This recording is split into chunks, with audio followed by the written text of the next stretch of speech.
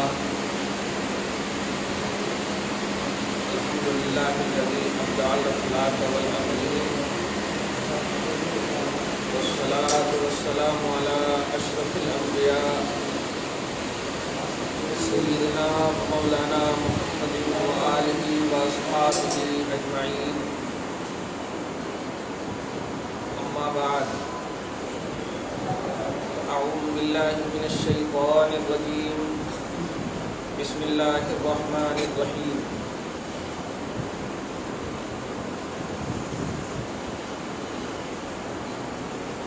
وَلَسَوْفَ يُعْطِيكَ رَبُّكَ فَتَرْضَىٰ صدق الله العظيم وصدق رسوله النبي الأمين المتين الكريم ونحن على ذلك لمن الشاهدين والشاكرين والذاكرين والعابدين والمطمئنين إن شاء الله تعالى إلى يوم الدين سبحانك لا علم لنا إلا ما علمتنا إنك أنت العليم الحكيم صدق الله العظيم. نہایت ہی ادب و احترام کے ساتھ بارگاہ رسالت مآب وآل رسالت مآب میں ہدیہ درود و سلام بسط احترام پیش فرمائے. اللہم صلی علی سیدنا و شفیعنا و حبیبنا و مولانا محمد معدن الجود والکرم وعلى آلہ الکرام وابنہ الکریم وآلہ واصحابہ وبارک وسلم. صلاۃ و سلام علیک یا حبیبی یا سیدی یا رسول اللہ صلی اللہ تعالی علیہ وسلم.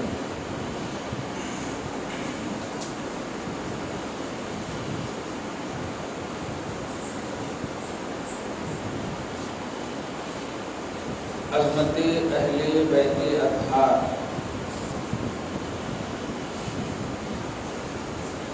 ہمارے ایمان کا عنوان ہے، مذہب اسلام کا عنوان ہے، توحید کا عنوان ہے، رسالت کا عنوان ہے، ایمان کا عنوان ہے. اس لیے محرم الحرام کا مہینہ ہم سے دن کے اعتبار سے، لمحوں کے اعتبار سے گزر جائے اور شاید یہ آخری سنڈے ہے محرم الحرام کا، لیکن ایمان کا لمحہ ایک دن بھی ہم سے یا ہم اس سے جدا نہیں ہو سکتے. اور اہل بیت اطہار کی عظمت یہ ایمانی عنوان ہے، یہ ماہواری عنوان ہے، یہ مہینہ وقت اور لمحے کا محتاج نہیں. اس لیے محرم الحرام میں ہم خصوصی مناسبت کی بنیاد پر کرتے ہیں، ورنہ اہل بیت اطہار اور ان کی عظمت ہمارا ایمانی عنوان ہے، اور جب تک صبح قیامت تک مومن رہیں گے عظمت اہل بیت کا یہ عنوان قائم ہے. یہ وہ پہلو ہے کہ ایسا نہ ہو کہ سفر کا جب مہینہ آ جائے عظمت اہل بیت اطہار میں کچھ کمی آ جائے. جس طرح آپ کی ذات میں ایمانی طور پر 365 دن میں کوئی کمی نہیں آتی، تو یاد رکھیے یہ بھی آپ کے ایمان کا حصہ ہے، اس میں بھی کوئی کمی نہیں آنی چاہیے. اس کو ایک دم آپ کے پریکٹیکلی طور پر دلیل دے دو. آپ نماز پڑھتے ہیں الحمدللہ، ابھی پڑھے الحمدللہ. آپ نے درود ابراہیم پڑھی، نماز اس کے بغیر آپ مکمل نہیں کیے ہوں گے.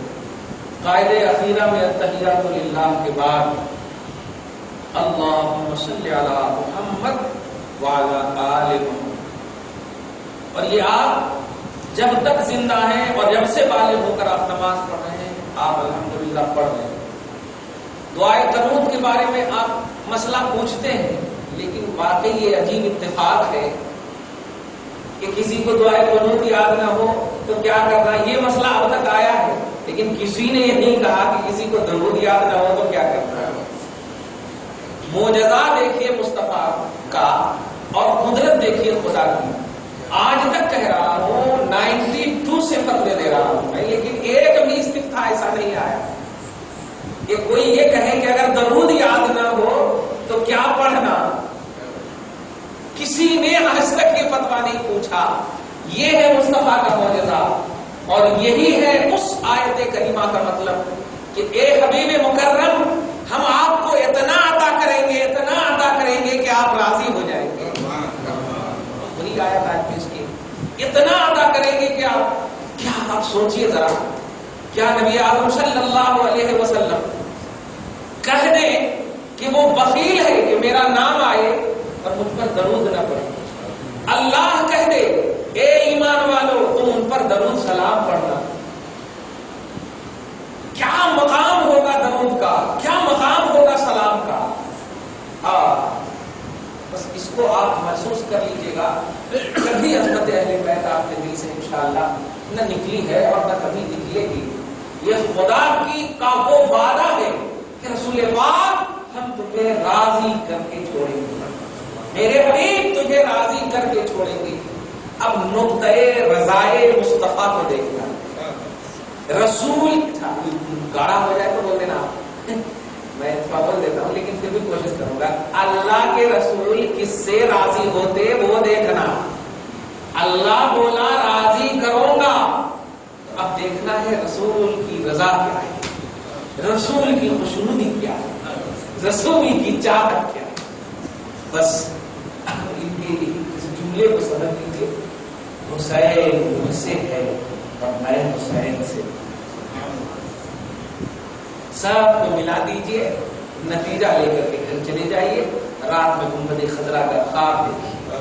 تاج محل نہیں آئیں گے, مصطفیٰ کا راج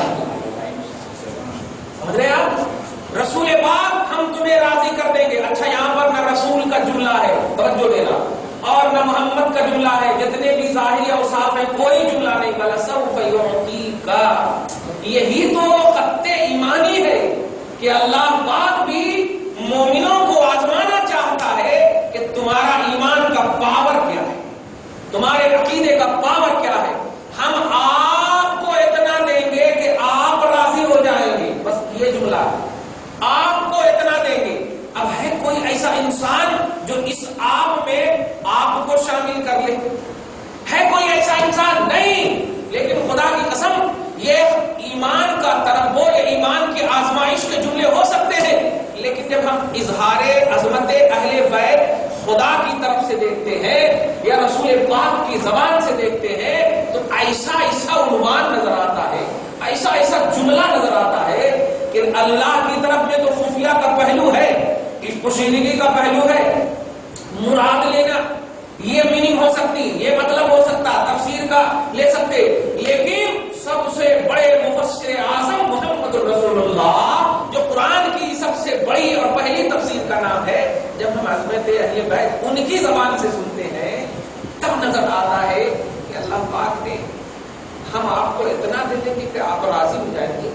آپ ہی بتائیے کہ آپ سے اگر ہم پوچھیں کہ آپ کس سے راضی ہیں اور آپ کو ہم ٹائم دیں کہ اچھے سے سوچ لینا, فل سوچ لینا, تو آپ ماشاءاللہ یہ دیکھتے ہوئے تو ضرور کہیں گے کہ ارے بولنے والا کون ہے, ان کے حساب سے آپ بولیں گے. یہ ایک دائرہ دیکھیں گے, ایک وقت دیکھیں گے, ایک لمیٹیشن دیکھیں گے کہ بھائی ہو سکتا ہے یہ پوچھ رہے ہو کہ بریانی یا میٹھا یہ سب بنے ہیں, تو آپ ہو سکتا ہے پوچھ رہے ہو آپ کس سے راضی ہیں, بولو میٹھے سے راضی ہوں, اس سے راضی. خالق جب پوچھے اور کس سے پوچھے, کائنات کو سجانے سے پہلے ملینوں بلینوں وقت کی کوئی انتہا نہیں ہے, اور قرب خاص خدا میں رہنے والی ذات سے پوچھے. آدم سے پہلے مصطفیٰ کو پیدا کیا. آپ ہم سب کی جو اصل ہے وہ آدم ہے اور ہم ان کی نسل ہیں, اور رسول فرماتے ہیں میں اس وقت بھی نبی تھا جب آدم نہیں تھے, اس وقت بھی نبی تھا جب آدم نہیں تھے. ان تو نبیوں آدم و بین الماء والطین, نبی خطبہ میں بھی پڑھا, ان تو نبیوں آدم و بین الماء والطین.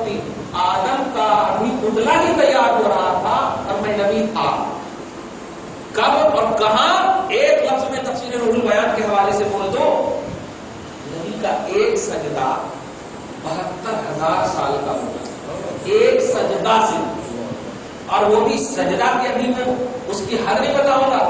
رسول پاک صلی اللہ علیہ وسلم کے سامنے جبرائیل پوچھتے ہیں یا رسول اللہ آپ کی عمر کتنی ہے؟ مشہور روایت ہے، تم پوچھ رہے ہو، میں پوچھتا ہوں تیری عمر کتنی ہے؟ کہا یہ تو نہیں معلوم، لیکن حجاب میں آسمان کے ایک حجاب، چوتھے حجاب پر ملا ہے، 70,000 سال کے بعد ایک ستارہ نکلتا، میں نے اس کو 72,000 دفعہ دیکھا ہے، 72,000 مرتبہ دیکھا ہے، جو کتنے میں ایک مرتبہ کب نکلتا؟ 70,000۔ نبی مسکراتے ہوئے فرماتے ہیں وعزت ربی و جلالی، میرے رب العزت کی قسم، میرے رب کی عزت اور جلال کی قسم، سنو وہ ستارہ میں ہی ہوں، وہ ستارہ میں ہی ہوں، انا ذالک الکوکب، وہ ستارہ میں ہی ہوں۔ تو جبرائیل پوچھتے ہیں یا رسول اللہ آپ نے وہ ستارہ اتنے دن تک کیا کرتے تھے؟ 70,000 سال کے بعد آپ نہیں کرتے، یہ 70,000 سال تک کیا کرتے تھے؟ جو آپ دیکھتے ہیں کہ سجدے میں ہوتا تھا، جب سجدے سے سر اٹھاتا تو میرے جمال اور خوبصورتی کو دیکھتے اور تم یہی کہتے کہ وہ ستارہ ہے۔ توجہ دیجیے گا، تو آدم سے پہلے محمد رسول اللہ، قرب خاص خدا میں رسول اللہ، اس رسول کو اب کیا چاہیے؟ وحی اتر رہی ہے، قرآن میں آیت اتر رہی ہے۔ ارے قرآن کے نزول سے پہلے مصطفیٰ اللہ کے قریب، ایک دم نوٹ کر لیجیے گا، بڑا اچھا ہوتا ہے، مزہ آ گیا ہے مجھ کو، بڑے باضابط لوگ بیٹھے ہیں، درود شریف پڑھیے اللہ صلی اللہ علیہ وسلم۔ آپ جب خالق اور مالک کے پاس ہو اس وقت ارے بے پوچھے جو چیز آپ کو چاہیے مل گئی ہوتی، یقیناً ملی۔ جب کچھ نہیں تھا خدا اور رسول قرب خاص خدا میں اللہ کے قریب تھے، انسانیت کچھ نہیں تھی، اب انسان آئے، انسان کے بعد ان کی انسانیت کے لیے انسائکلوپیڈیا یعنی کانسٹیٹیوشن آف اسلام، قانون اسلام کا قانون بن کر کتاب آئی، قرآن پاک، سمجھ رہے نا؟ اور اس قرآن کی آیت کریمہ ہے۔ سوال ایک دم آٹومیٹک کرو کہ جب یہ آیت کریمہ نہیں اتری تھی تو رسول کو اللہ راضی نہیں رکھا تھا، رسول کے پاس اللہ کی خوشنودی تھی یا نہیں؟ یہ اللہ پاک کا قرب چپ کے ناراضگی میں قرب خدا تھا؟ نہیں پیارے، اس آیت کریمہ کی ایک نئی تفسیر ہے۔ اس آیت یاد رکھو، نئی تفسیر سے مراد یہ ہوتی کہ جو رسول پاک کی عظمت کو ظاہر کرے وہی سب سے عظیم تفسیر ہوتی ہے۔ بالکل سراپا قرآن رسول اعظم صلی اللہ علیہ وسلم کی سیرت طیبہ ہے، اخلاق کریمہ ہے، حضرت عائشہ کی روایت ہے، سعد بن ہشام راوی ہے، صحیح مسلم کی حدیث ہے۔ تو اب سب سے بیسٹ تفسیر تو وہی ہوگی جو مصطفیٰ کی خوبصورتی کو بیان کرے، ادا کو بیان کرے، سیرت کو بیان کرے۔ تو قرآن پاک سے پہلے، نزول سے پہلے، نوٹ کرنا، اللہ کے پاس پہلے ہی سے محمد رسول اللہ موجود ہے، تو آپ بتائیے چپکے موجود ہے، کیا رسول پاک کو سزا کے طور پر اللہ نے اپنے پاس رکھا ہوگا؟ آدم سے پہلے، اچھا یہ بھی جملہ نہیں کہہ رہے کہ میں تھا آدم سے پہلے، ایسا نہیں بول رہے، میں نبی تھا، نوٹ کرنا، میں نبی تھا، اور نبی سلیکٹڈ کو کہتے ہیں، چنے ہوئے کو کہتے ہیں، نبی چنے ہوئے کو کہتے ہیں، یعنی اللہ کا انتخاب ہو، اللہ کا سلیکشن جس پر ہو، اللہ جس کو چنا ہو، اللہ جس کو پسند کیا ہو، اس کو نبی بولتے ہیں۔ تو اللہ کا رسول کیا کہہ رہا ہے؟ آدم سے جب پہلے سلیکٹڈ تھا، آدم سے پہلے مقبول تھا، محبوب تھا، مقرب تھا، یہ سب نبی کے اوصاف اور کمالات کے پہلو ہیں۔ تو اب آپ بتائیے، جب آدم علیہ السلام کی نسلوں میں ظاہری طور پر محمد رسول اللہ تشریف لاتے ہیں تو وَلَسَوْفَ يُعْطِيكَ رَبُّكَ فَتَرْضَىٰ، جب یہ آیت قرآنیہ 23 سال کی عمر پاک میں یہ ایک آیت اترتی ہے، تو اب اس آیت کریمہ کی ترجمہ کرتے ہیں، آپ کو آپ کا رب اتنا دے گا کہ آپ راضی ہو جائیں گے۔ اس آیت کے اترنے سے پہلے بارگاہ خدا میں آپ سوال کرو، اے مولا آپ اپنے محبوب سے راضی ہیں یا نہیں؟ اس آیت کے اترنے سے پہلے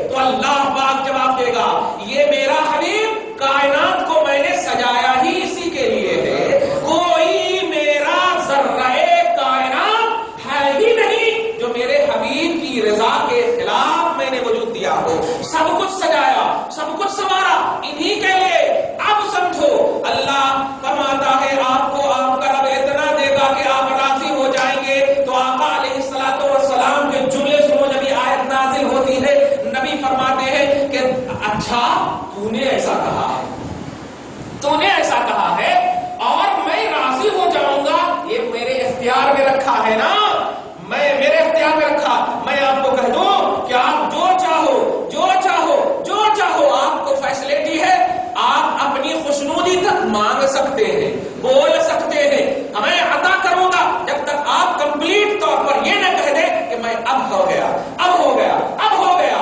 یہی پہلو سے اب خالد فرما رہا محمد رسول اللہ سے, اے حبیب مکرم, ہم آپ کو اتنا دیں گے کہ آپ راضی ہو جائیں گے. پوچھئے محمد صلی اللہ علیہ وسلم سے, اے حبیب آپ کا رد عمل, آپ کا طرز عمل کیا تھا اس آیت کے نزول کے بعد؟ نبی فرماتے ہیں, میں اس وقت تک راضی نہیں ہوں گا, میں اس وقت تک راضی نہیں ہوں گا جب تک کہ میری امت کا ایک بھی امتی جو گناہگار ہوگا جہنم سے نکال کر جنت میں نہ ڈال دوں. اب نوٹ کیجئے گا, میں کیسے اس کو ابھی نتیجہ کے طور پر پیش کروں گا. ایک بھی گناہگار امتی, ایک بھی واحد من امتی کا جملہ ہے, ایک بھی امت میں سے ایک بھی امتی جہنم میں ہوگا. نوٹ کیجئے گا, جنت میں نہ ڈال دو.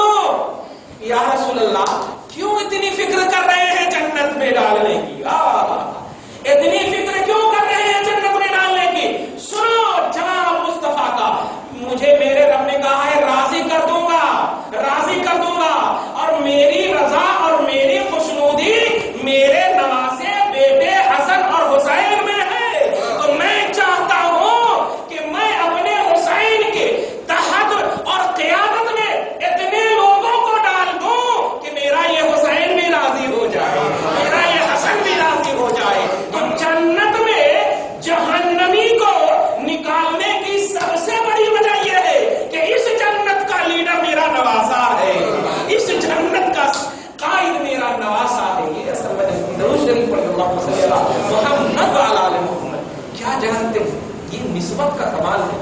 بیٹھے بیٹھے اشعار پڑھ رہے تھے, حسین مجھ سے ہے, میں حسین سے ہوں. کمال ہے. یہ بھی کہہ سکتے تھے نا رسول اللہ کہ میں اس وقت تک راضی نہیں ہوں گا جب تک کہ میری امت کا ایک بھی فرد میرے اوپر ایمان نہیں لاتا. کیونکہ یہ تو سلسلہ نزول ہے, ابھی نازل ہونے کا سلسلہ ہے, ابھی تو اینڈنگ کا پہلو ہی نہیں ہے. تو جنت اور جہنم کا فیصلہ اس وقت کرنے کی ضرورت کیا تھی؟ یہ سمجھانا چاہ رہے ہیں, ایمانی عنوان کو بتانا چاہ رہے ہیں, اسلامی پہلو کو دلانا چاہ رہے ہیں, مذہبی شناخت کروانا چاہ رہے ہیں, آپ کو یہ بتانا چاہ رہے ہیں کہ حسین کی عظمت کو سمجھو, اہل بیت کی عظمت کو سمجھو. میں اپنے گھر کا نہیں جنت کا بنا رہا, اور اس جنت کا بنا رہا ہوں جس کا لیڈر میں نے اپنے نواسے کو رکھا.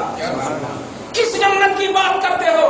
آج دنیا شہادت کے فلسفے پر, آج دنیا حسن اور حسین اور حسینی مارکے پر, یزید کے ساتھ حسینی مارکے پر انگلی اٹھا رہی ہے, انگلی اٹھا رہی ہے کہ نہیں یہ سب کیا لے کر کے بیٹھے ہو, نماز پڑھو, حج کرو, زکات دو, بس کافی ہے, عمل کرو, چلے جاتے جنت میں. کہیں جنت میں نہیں جاتے. اگر جنت میں جانا ہے حسینی بن کر کے رہو, جنت میں جانا ہے تو حسینی بن کر کے رہو. جنت میں جانا ہے تو نمازی بنو گے. نمازی تو یزیدی بھی کیمپ میں تھے نا, یزیدی لوگ بھی نماز پڑھ رہے تھے.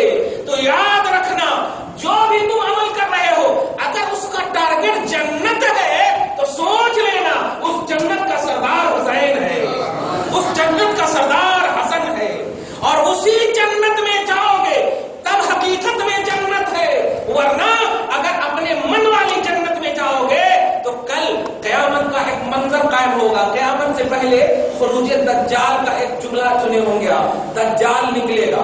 بخاری شریف کی حدیث پاک ہے دجال نکلے گا. آپ اس کو کانا دجال بھی بولتے ہیں حیدرآباد میں, کانا دجال, اور اس لیے بھی بولتے ہیں کہ ایک اس کا آنکھ کانا ہوگا. یاد رکھیے کوئی بھی گمراہ اور کافر لوگ ان کو پہچان نہیں پائیں گے, حسینی لوگ ان کو پہچان لیں گے کہ ان کے چہرے پر کاف فا را لکھا ہوا ہوگا. یہ پہچان ہے ایمان والوں کی, جنتی کی پہچان ہے. کاف فا را لکھا ہوگا اس کے چہرے پر, دجال کے چہرے پر. اس کی شان امام بخاری حدیث کو نقل کرتے ہوئے فرماتے ہیں کہ اس کی شان یہ ہوگی کہ وہ اللہ کا دعویٰ کرے گا, اس کے ایک ہاتھ میں جنت ایک ہاتھ میں جہنم، اور حقیقت میں جنت اور جہنم ہی ہوگی. نوٹ کرنا، وہ اس کی شان یہ ہوگی سیمنٹڈ جگہ میں سبزیاں اگا دے گا، سیمنٹڈ جگہ میں سبزیاں اگا دے گا. میں آپ کے سر کا ترجمہ کر رہا ہوں، آپ کو سمجھانے کے لیے کر رہا ہوں. سیمنٹڈ جگہ میں سبزیاں اگا دے گا. اور اب آپ دیکھیے جنت جہنم دونوں ان کے پاس ہوگی. وہ کہے گا میں اللہ ہوں، جو تم کو دلیل چاہیے مانگو، جو بھی مانگنا ہے مانگو. لیکن خدا کی قسم، حسینی جذبے میں پلنے والوں، اہل بیت اطہار کی محبت میں دم بھرنے والوں، تم کبھی نہیں گمراہ ہوگے اس جملے سے، اس لیے کہ تم جانتے ہو میرا ٹارگٹ توحید اور رسالت ہے، اور اس توحید اور رسالت کا ٹارگٹ حسن و حسین ہے. حسینی پہلو ہے. تو تم اگر واقعی جنتی ہوگے تو تم کہہ دو گے بے دجال تیرے چہرے پہ کافارہ لکھا ہوا ہوگا، کافارہ لکھا ہوا ہے، اس لیے تو دجال ہے. یہ جب بولے گا کیسے میں دجال ہوں، کیا دلیل ہے، دیکھ میں سبزی اگا رہا ہوں، تیرا رب بھی سبزی اگاتا ہے. اگر تم کہتا ہے کہ رب سبزی اگاتا، یہ کرتا وہ کرتا، تو میرے پاس بھی جنت ہے، میرے پاس بھی جہنم ہے. لیکن حقیقت کیا ہے کہ اس کی جنت حقیقت میں جہنم ہوگی، اور اس کی جہنم حقیقت میں جنت ہوگی. اگر آپ نے ان کو نہ مانا، اور یقیناً نہیں مانو گے، اللہ سے دعا ہے حسینیت پر آپ کا ہمارا خاتمہ ہو. تو آپ نہیں مانیں گے، تو جب نہیں مانیں گے تو وہ اپنی جہنم میں ڈال دے گا جو در حقیقت جنت ہوگی. جیسے نمرود نے اپنے آگ میں ڈالا تھا جو در حقیقت گل خدا تھا، گلزار خدا تھا، اللہ کا باغ تھا. سمجھے آپ؟ تو یہ لوگ جو آپ کو اور ہم کو یہ بتانا چاہتے ہیں، توجہ دینا، یہ بتانا چاہتے ہیں کہ ارے کیا لے کر بیٹھے ایک دم ایزی انداز میں. پہلے تو یہ سب سے پہلا ٹارگٹ آپ سمجھ لیجئے گا کہ ہماری ایمانی زندگی کا عنوان اور ٹاپک رسول پاک صلی اللہ علیہ وسلم کی ذات پاک ہے. ہم مومن ہیں اپنے رسول کی وجہ سے، ہم مومن ہیں.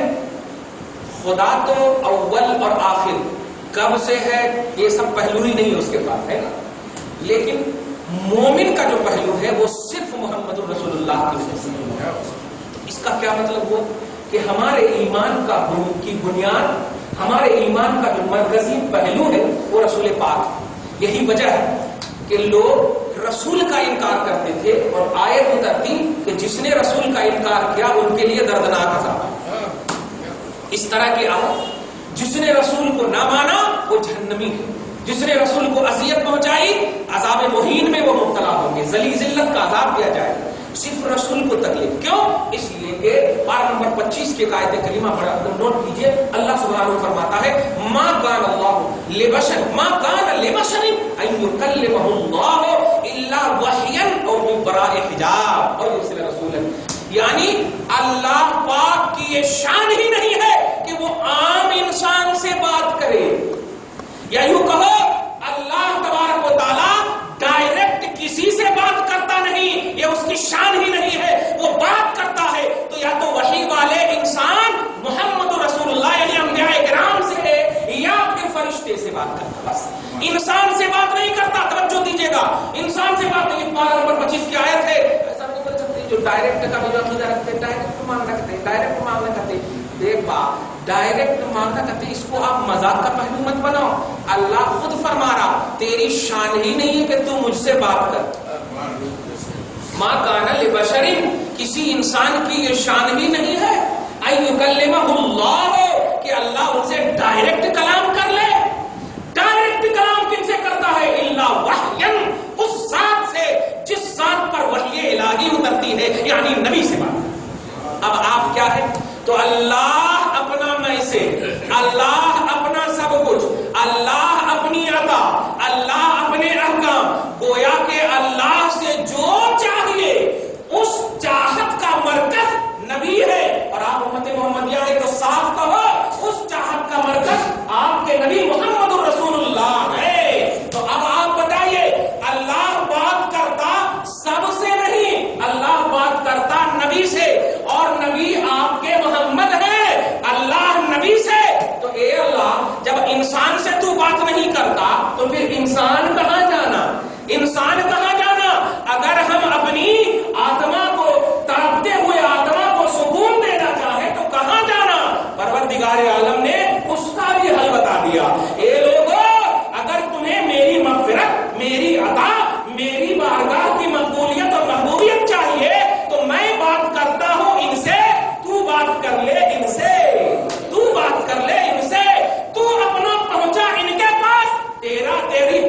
مجھ تک ہو جائے گی. وَلَوْ أَنَّهُمْ إِذْ ظَلَمُوا أَنفُسَهُمْ جَاءُوكَ فَاسْتَغْفَرُوا اللَّهَ وَاسْتَغْفَرَ لَهُمُ الرَّسُولُ لَوَجَدُوا اللَّهَ تَوَّابًا رَحِيمًا. سورہ نساء کی آیت نمبر 64 میں کیا مطلب ہوا؟ اللہ کی یہ شان نہیں کہ آپ سے بات کریں. اب تو ڈائریکٹ کا جو عقیدہ رکھتے ہیں وہ اللہ تک پہنچ ہی نہیں سکتے، کیونکہ اللہ نے ڈائریکٹ آپ کو کہہ دیا. ارے جب ہم اللہ تعالیٰ ڈکلیئر کر دے کہ میں بات نہیں کرتا تو پھر آپ ضد کریں گے، ایسا ہو ہی نہیں سکتا. یہ تو آرڈر کے خلاف کر رہے ہیں. اللہ نے کہہ دیا کہ نہیں، میری بات اور میرے کلام کا شرف نبی کو، میرے سے کلام کا شرف نبی کو ملے گا. اب تو اگر چاہتا ہے مجھ سے بات کرنا، چلا جا نبی کی بارگاہ، چلا جا نبی کی بارگاہ. واہ. اب بس اسی پہلو کو دیکھیے، جو کوئی بھی نبی سے ریلیٹڈ چیز کو ایزی سمجھ رہے، توجہ دینا، اس سے آپ کو مکمل سمجھ لینا چاہیے کہ وہ خدا کی بات نہیں کر رہے، وہ توحید کی بات نہیں کر رہے.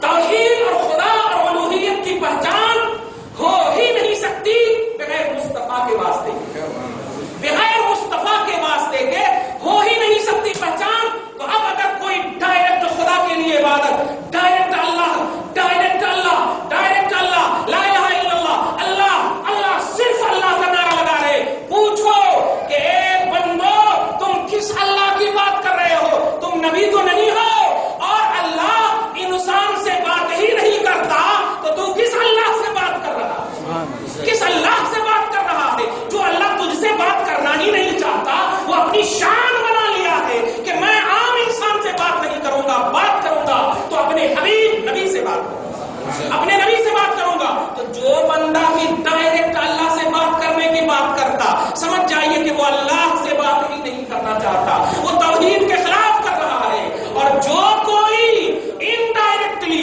توجہ دینا، انڈائریکٹلی واسطے مصطفیٰ کے ذریعے سے خدا تک پہنچنا چاہتا ہے، وہی در حقیقت توحید کا جام پیے ہوا ہے، وہی در حقیقت مومن کامل ہے، اور وہی در حقیقت قرآن کے تقاضے پر عمل کرتا ہے.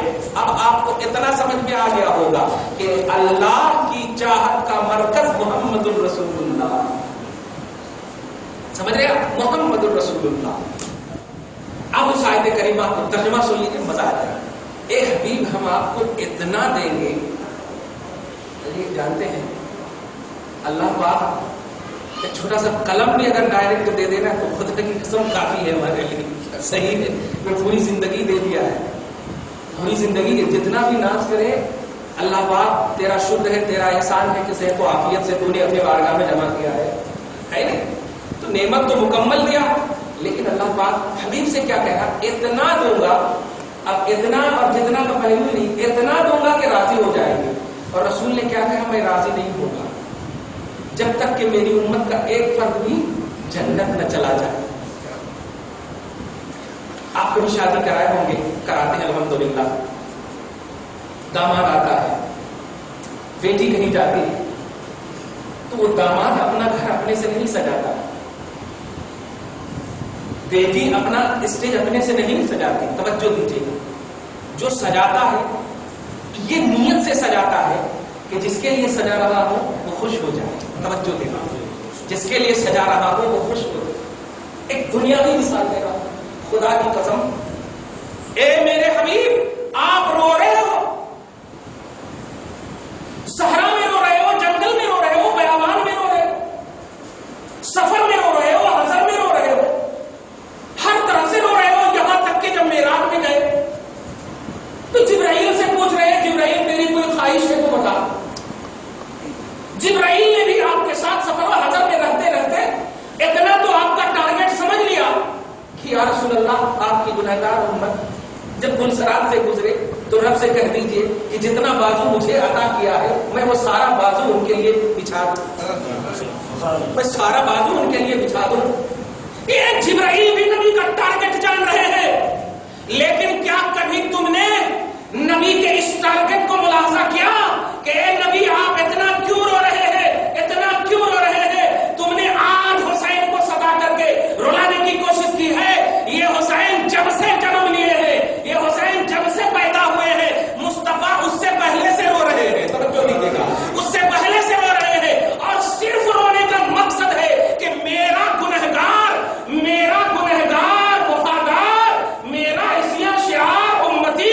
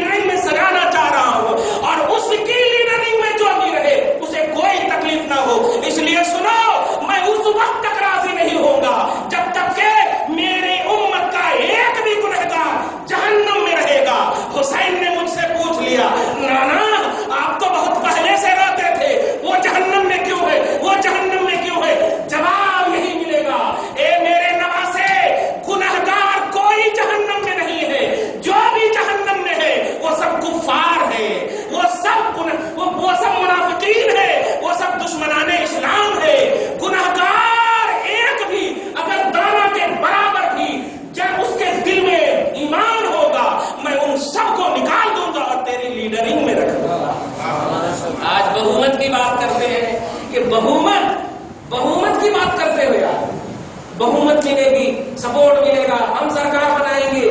میرے سرکار نے ابھی جو پیدا نہیں ہوئے ان کے لیے سرکار پہلے ہی سے بنا کر کے رکھی ہے.